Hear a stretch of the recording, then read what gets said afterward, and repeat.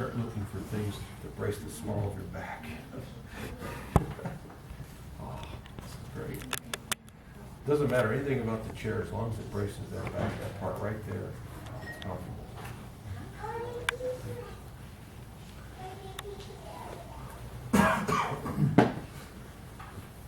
What a wonderful gathering. What should we talk about? Anybody have any suggestions? Going down with You know, I was thinking that very same thing. I had thought about a verse in the Gita, but then I started thinking, maybe I should talk about Damodar. What is so special about this pastime of Damodar? Does anybody know? There's something very special about this pastime.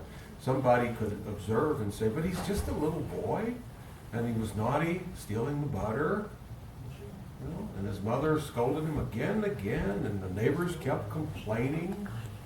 You know, so Mother Yashoda finally had to do something. So what's so special about this? It's very intimate. Oh, yeah. Very intimately revealing about the Lord's, His desire to relate with us. You see, we may have some desire, I want to relate with God in such and such a way. Many times we want to relate with God in such a way that He's our order fulfiller. Yeah. You know? It's like when I was young, we used to have you probably remember, Alan, the Sears and Roebuck catalog. Remember that? That's how you got stuff. Either, you know, if you lived out in the country, it's a long way to town, but you can order by Sears and Roebuck. You know? Some people said that they lived so far out in the country that they had to order their haircuts out of the Sears and Roebuck catalog. I thought it was funnier than that when I heard it 40 years ago. But anyway, but it's like that. We think of God a lot of times as our order supplier. Oh, God, please help me. You know, oh, give me direction. You know, please give me this. Please make my pains go away. Please help me in business. Please help me with my wife. Please help me with my children. You know, can you do something about this drought? You know, can you do something about this flood? So we're always asking God, you know, please help. You know, my dear Lord, I have something I'd like you to do for me. You see. So once in a while we start to think, well, what does He want? What does He want? Well, He wants to relate with us. Well, in what way? You see, what way? He wants to relate with us in this intimate style, this fashion. You see here, this is classic Krishna. Okay? Was it that Krishna loved butter? Yeah, He loved butter and yogurt. You see, but there's more to the story. He was stealing it because He wanted this event to happen, you see. And we can see that Krishna always sets things up so intricately, so perfectly. Everything happens just as it should. So Krishna's stealing butter. He's being a naughty boy. You see. And he's causing so much of a disturbance in Braj that everyone is knocking on the door. You know, Mother Yashoda, Krishna stole my butter. So then they started tying it from the rafters. You know, way up. Oh, we've got it now. Krishna won't be able to get it now because we've tied it way up in the rafters. He's just a little boy. You can see he's just tiny. And so, but he and Balaram were able to get up there and get the butter, so it continued. So finally, Mother Yashoda decided, you know, I've got to do something about this. And by now, she's had it up to here. All right, that's it, Krishna. You know, I'm going to stop this once and for all. You know what I'm going to do? I'm going to tie you to a big grinding stone. You see, now there's some discussion. Some people say, there's a translation here, Krishna was tied to a wooden mortar. You see. Other translations say he was tied to a grinding stone with a rope for tying cows. The grinding stone with a rope for tying cows is the one we had probably for the first 20, 25 years we were devotees. Do you remember that? Somewhere along the line they came up with another translation. I don't know which is right, but it always seemed like. But anyway, it makes sense. So Mother Yashoda tied him to a grinding stone. That makes a lot of sense because now I've got him anchored. you see.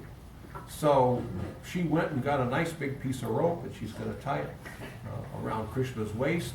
She catches him and wraps it around and goes to tie it. But there's a problem. The rope's too short. Too short. How short? Go from there. 2 fingers too Two short. fingers. Which is close to 2 inches, depending on the size of the finger. Hmm. See. 2 fingers too short. So Mother Yashoda thought, okay, I'll tie another rope together. So she ties another one, gets it good and snug, wraps the 2 ropes around Krishna, and it's too short again. 2 fingers too short. So she continues to do this until she uses up all of the ropes that she has, that she borrows from neighbors, and she's really, really determined to tie Krishna.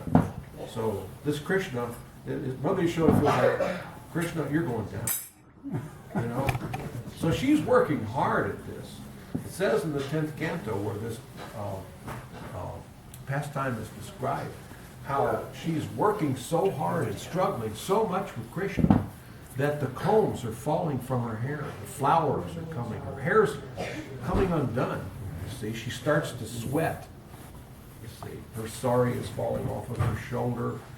And Krishna observes his devotee in this manner, working so hard. So what did he do? He surrendered to his devotee. He surrendered. This is the big bad S word that we hear that we don't like. Krishna wants us to surrender to him. All through the Bhagavad Gita, surrender to me, and I'll do this, surrender, surrender, surrender, surrender, surrender. All right with the surrender. You know, so much surrender. Krishna wants us to surrender to it. You see? And we find that really, why does Krishna want us to surrender? What's the answer? What is in it for him if we surrender? He wants to surrender to us. He wants to have that loving exchange, you see. He surrendered to Mother Yashoda when he could taste her love for him. You see, her resolute determination to be his mother. That's an exchange of love, you see. Now, Mother Yashoda was not, in this situation, what we would call angry. All right? There's a difference. In the material world, we can get angry, you know, if the mail's late, we get angry.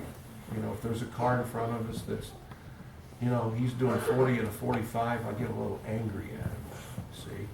So anger comes quickly to us in the material world. And the devotee should eliminate anger. What does the Bhagavad Gita say is the cause of anger? Lust. But where does that come from? Desire. It's unfulfilled material desires, Krishna says. You know, lust cannot be satisfied under any circumstances. We may get what seems like a short-term satisfaction, but the lust is still there. It cannot be satisfied. So, once our material desires mutate into lust, it burns like fire, you see. And anger is short to come, very easy to come, because I'm not getting what I want or what I think I deserve. Sometimes you see people, they get angry at the drop of a hat because they feel they didn't get proper respect. You can't treat me that way. How dare you look at me that way? How dare you pull over in front of me? You see, that guy didn't even have his turn signal on. Pulled right over in front of me. I pay my taxes. You see, I'm special. Who is he? He's not giving me the respect that I deserve. You see, so I'm angry. I might even make an obscene gesture. You know, if I had something, I'd throw it at him. You know. So we see the world is quick to anger. Yeah. I saw today what the definition of economic problem is. It's unlimited wants and limited resources. That is the description of the material world. Unlimited wants. Unlimited wants. There's no way to bridle these wants that we all have. You see? compared to Alan Prabhu, you and I have lived a while. We remember life a little differently than it is now, you know, in these United States. There was a time when we didn't have the stuff that we have now, you know. Before cell phones, a lot of people said, what? There was a time when there was no cell phone? I can't even imagine it. I don't even think about it.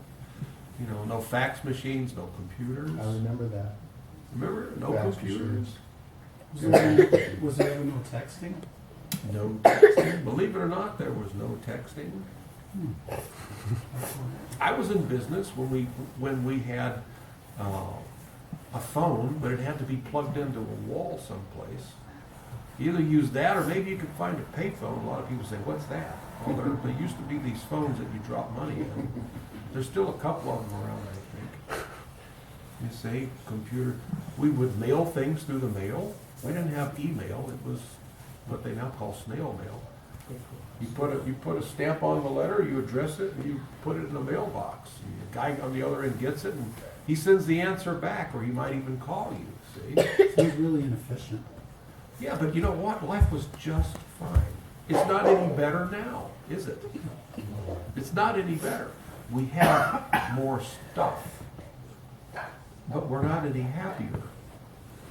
As a people, we're not any happier than we were then. You see, it's just now. Some people may say, "Well, we have to be because we have all these neat goodies. We have to be happier." It's not the case. We're not. You see, if it were the case, then how sad were the people in Krishna's time when he was here?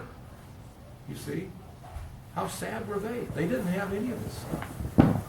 Sometimes when I'm in Mayapur, I like to go walking through there's this one village across the road. If you go out the gate, main gate, and turn right a little bit, and then there's these big fields that go way back, and there's two big villages over there. So I like to go walking through those villages sometimes, and I find children playing and having a good time. They're playing with the cows.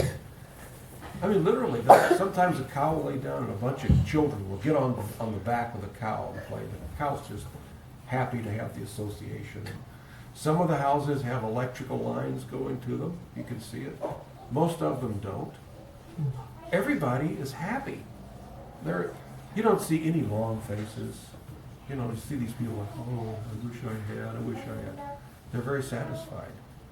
They're all well fed. You can see they're out working the fields using the bulls. You see. Now, some places there in Mayapur you see tractors, but this particular group of farms, they just use the bulls. You see. Yeah, most of them, yeah. In the villages, you have to get into an agribusiness section where there's a lot, to find a lot of tractors plowing the fields. They use the tractors to haul these gigantic loads that they have in there. They can load a wagon full of more stuff in India. You know, they tie this canvas thing up and the wagon goes like 20 feet high, there's so much there that they need a tractor to pull it,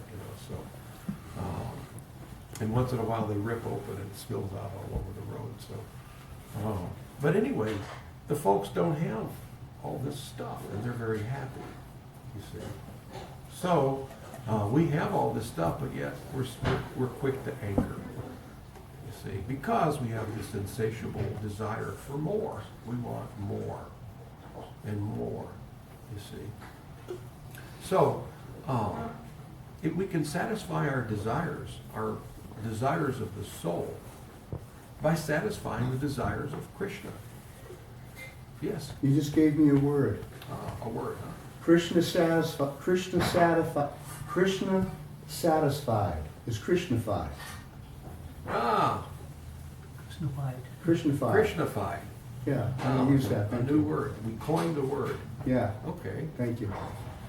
Krishnified. I have to Yeah. remember. We have to keep Krishnified. Oh, we can ask people, are you Krishnified today? Means have you satisfied Krishna? Not satisfied. Yeah, Krishna. Okay. Close, not bad. Yeah. Thank you. Well, that should be our driving desire, to serve Guru and Krishna every day, you see, because our desires, our material desires, are never going to be satisfied, no matter what we try to do. It's just not possible. We could see how things have advanced over the last many thousands of years in to technology. We have so much great stuff and so many toys, and yet if somebody pulls in front of me, I'm very quick to get angry. You see. Now, Mother Yashoda wasn't angry the way that we're thinking of anger. You see, she was, I guess you could say, perturbed. You know, Krishna wasn't doing what she wanted to do. You see, so in a firm way, she had to grab him and tie him, but she wasn't angry like we think of anger. You see, Mother Yashoda's desires were all satisfied. Having Krishna as your son satisfies all of your desires. The fact that he's naughty just means that you have to work hard to correct him and corral him and tie him up. You see. But I assure you, this was an act of love. She was in love with Krishna as she's trying to wrestle him down, tie him up. She's loving every minute of it. You see, she has what she wants. She has her son. He may be naughty, but he's still Krishna. You know, Lord Chaitanya prays, my dear Lord, I know no one but you as my Lord. Even if you handle me roughly in your embrace, no one is my Lord but you see. Even if you handle me roughly in your embrace, meaning you may not do what I'm expecting or what I'm demanding. I want this, and I want it in this time period. You know, I want it, it's got to be this model number, it's got to be this color, and it's got to be here at exactly this time, or else I'm all upset, you see. We should start to desire, my dear Lord, please tell me what I can do to serve you. It'll become very clear.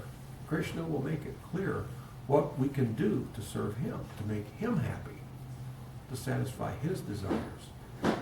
See? When we satisfy his desires, all of our desires are completely satisfied. We forget any desires that we have. You see? It's like the story of Sudama. Sudama Brahman, when he went to see Krishna, you know, it's just having Krishna. But all of his desires were gone. He was so poor, he had hardly a way to live. Barely can he keep body and soul together. And his wife was telling him as he left, you know, Krishna is your friend. You should ask Krishna for some boon, for some money, some way to help us. You know, we don't even hardly have a place to live. Life is such a struggle. So you're going to see Krishna. He'll give you anything, just ask him. And Sudama says, well, I've got to take him something, some little gift. Well, the only thing they had was some chipped rice, you know, it's considered cheap. You know, just chipped rice, that's it. So she tied it up in a little piece of cloth, and he carried it with him in his pocket. You know, and as soon as he got there, he didn't want to give this to Krishna because it's low class. He's thinking, oh, Krishna, I don't want to give you this, but you know, so he was hesitant to give Krishna this chipped rice. And so Krishna immediately says, oh, what is that you have for me? Oh, it's nothing. No, please give it to me. Oh, no, it's nothing. So Krishna takes it from him. Oh, you brought me this wonderful chipped rice. You see, so Krishna was very happy. So Krishna starts to take it. He starts to eat it. You know, the goddess of fortune told him, that's enough. You've already honored. You don't have to eat any more of it. You know. You see. So, but Sudama asked Krishna for nothing. Krishna was so happy, so pleased with Sudama. And that's all. That made his day. That made him completely satisfied. So then when he goes home after visiting Krishna, where his house once stood was a tremendous palace. And his wife comes out all decorated in silk and gold and pearls. Don't forget the beautiful people. And beautiful people there to take care of the estate, because it had gardens and yards and things. And so it needed people, you know, to make this work, servants. You see, and they're all dressed opulently. They're all beautiful. You see, so Sudama, he had no desire for that. He wanted to go see Krishna and please Krishna. He wanted to have the association of Krishna. Made no demand. But yet Krishna gave him everything, far beyond what he would ever have. Even if he had asked Krishna for something, he would have never asked for anything quite like this, you see. So, Krishna knows our desire. He knows what we want. He knows what we need, you see. But what Krishna wants is for us to want to satisfy him.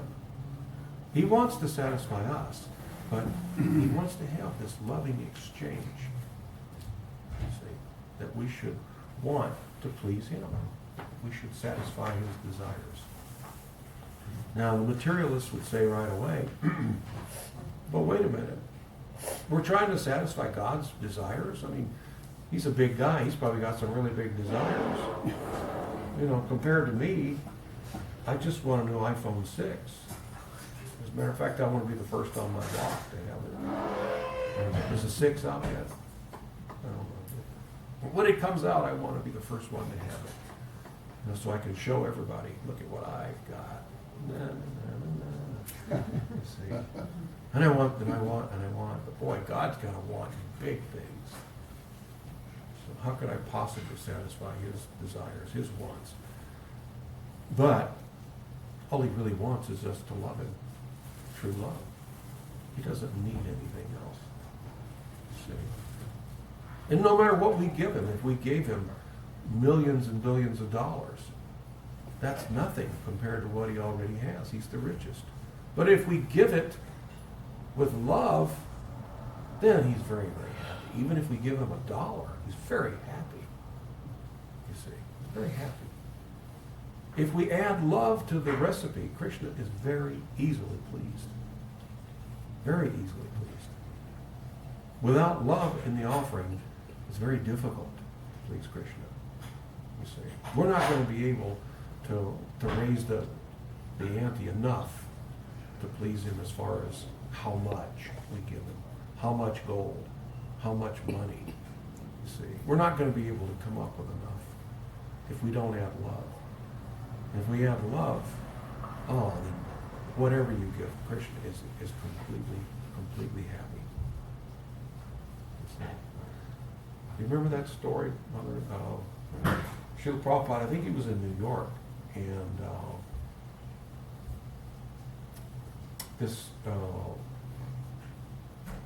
someone gave Prabhupada some money. I think it was $10,000.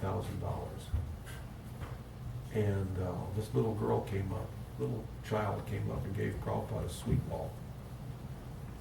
And she offered it in such a way, and Prabhupada accepted it, and he made up, oh, thank you so much, this is so sweet of you. Pat her on the head, and he made over. And the guy that gave the money said, well, Swami, I just gave you $10,000, and you didn't act that way, but you're so excited when she gives you a sweet ball.